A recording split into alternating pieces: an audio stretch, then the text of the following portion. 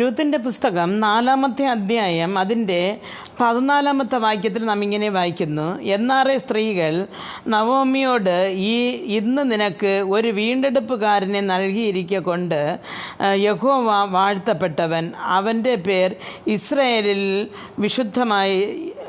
വിശുദ്ധമായിരിക്കട്ടെ എന്ന് പറഞ്ഞ്. പ്രിയ ദൈവമക്കളെ, ഇവിടെ നഹോമി വന്നിട്ട് ബത്ലഹേമിൽ ജീവിച്ചിരുന്ന നഹോമിയും കുടുംബവും അവിടെ ക്ഷാമം വന്നപ്പോൾ അവർ മോവാബിലേക്ക് പോയി. മോവാബിൽ പോയി കുറച്ചു കാലം കഴിഞ്ഞപ്പോൾ തൻ്റെ ഭർത്താവ് ആദ്യം മരിക്കുന്നു. പിന്നെ തൻ്റെ മക്കൾക്ക് 2 പേർക്കും വിവാഹം കഴിഞ്ഞിരുന്നു. കുറേ ദിവസം കഴിഞ്ഞപ്പോൾ 2 ആൺമക്കളും മരിച്ചു. അങ്ങനെ നഹോമി എന്ന് പറഞ്ഞ ആ ഒരു സ്ത്രീയും തൻ്റെ 2 മരുമക്കളും വിധവയായി തീരുകയാണ് ചെയ്തത്. നഹോമി തിരിച്ച് തൻ്റെ സ്വദേശത്തിലേക്ക് വരികയാണ്. അതുകൊണ്ട് നിങ്ങളുടെ അപ്പന്മാരുടെ വീട്ടിൽ പോകാം എന്ന് തൻ്റെ മരുമക്കളോട് പറഞ്ഞപ്പോൾ ഓർഫ എന്ന് പറയുന്ന ഒരുവൾ അമ്മാവിയമ്മയെ മുത്തം ചെയ്ത് പിരിഞ്ഞുപോയി.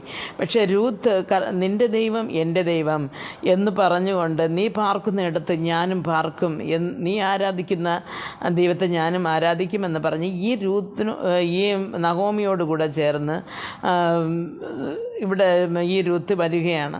അപ്പോൾ ഇവിടെ വന്നപ്പോൾ തൻ്റെ ബോവാസ് എന്ന് പറയുന്ന തൻ്റെ ചാർച്ചക്കാരൻ ഈ രൂത്തിനെ കല്യാണം കഴിക്കുകയാണ് ചെയ്തത്.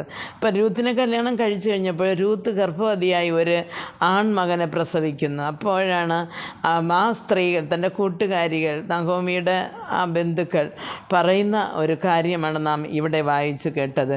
പ്രിയ ദൈവമക്കളെ, നാം നമ്മുടെ ജീവിതത്തിൽ നാം ദൈവത്തിന് എന്ന പോലെ നമ്മെ കൂടെ ഇരിക്കുന്നവർക്ക് ചെയ്യുന്നത് ഒരു ദിവസം ദൈവം അത് നമുക്ക് നന്മയായി കരുതും. ഈ രൂത്ത് തൻ്റെ അമ്മാവിയമ്മയോട് പറ്റി നിന്നതുപോലെ ഏത് കാര്യത്തിലും തൻ്റെ കുടുംബത്തെ വിടാതെ അവരുടെ ഓരോരുത്തർക്കും എന്താവശ്യമെന്ന് വിചാരിച്ചിട്ട് അവരോട് ക്ഷമിക്കുകയും അവരോട് സഹകരിക്കുകയും അവരോട് ചേർന്ന് ജീവിക്കുകയും ചെയ്യുമ്പോൾ കർത്താവ് സ്വർഗത്തിൽ നിന്ന് വലിയൊരു അനുഗ്രഹം, ഒരു കൃപ നമുക്ക് നൽകിത്തരും.